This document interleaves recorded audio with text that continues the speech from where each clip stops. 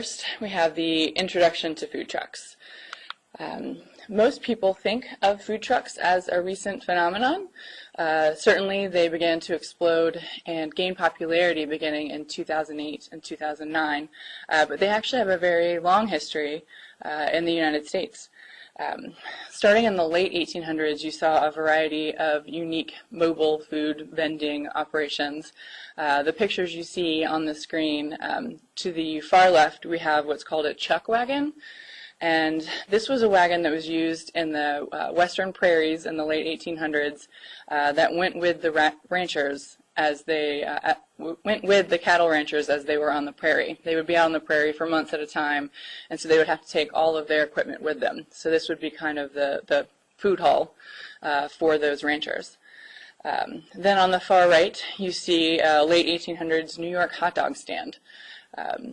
These are ubiquitous now, but at the time it was a very unique way to get food to workers, anyone passing by, just a really kind of a unique invention that moved that forward.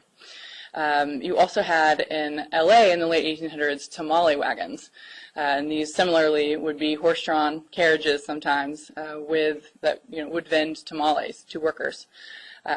A more recent example you'll see in the center is a lonchera, which is a Mexican-American lunch truck. And these have been common in LA and likely many other cities since the 60s. And so these are kind of the more modern day predecessor to the food truck, and a lot of the successes and the issues that food trucks face today were kind of pioneered and first encountered by the loncheras. All right, so this also brings up the issue of what is a food truck. A lot of the things I just mentioned might not be classified as a food truck under your state, county, or city's applicable laws. A lot of regulations differ depending upon whether or not the truck is an actual vehicle, if it's a trailer, if it's something that can be pushed by hand. The regulations might be different. Is the vehicle fully enclosed? If it's not fully enclosed, it might not be eligible to be a food truck, or it might be classified as a push cart vendor. Does the truck sell prepackaged foods? Is anything prepared on the truck? Sometimes if there is no actual food preparation on the truck, it's not classified as a food truck. It's then classified more as a push cart.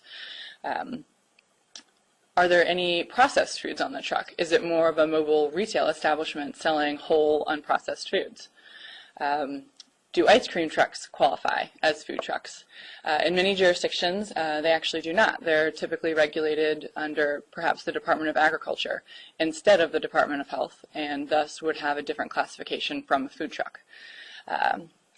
Finally, depending on what kind of operations the truck is doing, if it's engaging in private catering, it may be a food truck, but during that event or during that catering, it might not be at that time classified as a food truck. It might just be classified as catering equipment. So whenever a client approaches you about food truck advice, the first conversation you're going to want to have is to very clearly establish what kind of mobile food vending they're engaging in. By going through those issues, you can accurately identify what specific type of regulations it's going to fall under.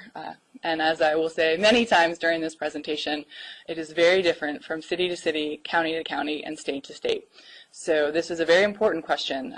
If you have a client that comes to you and says that they have a food truck and they need your help, if you just assume it actually is a food truck without checking to see if it's a hot dog cart or a catering operation, you could end up going very far down the rabbit hole in the wrong direction, thus wasting all of that work if there's an entirely different set of regulations that apply.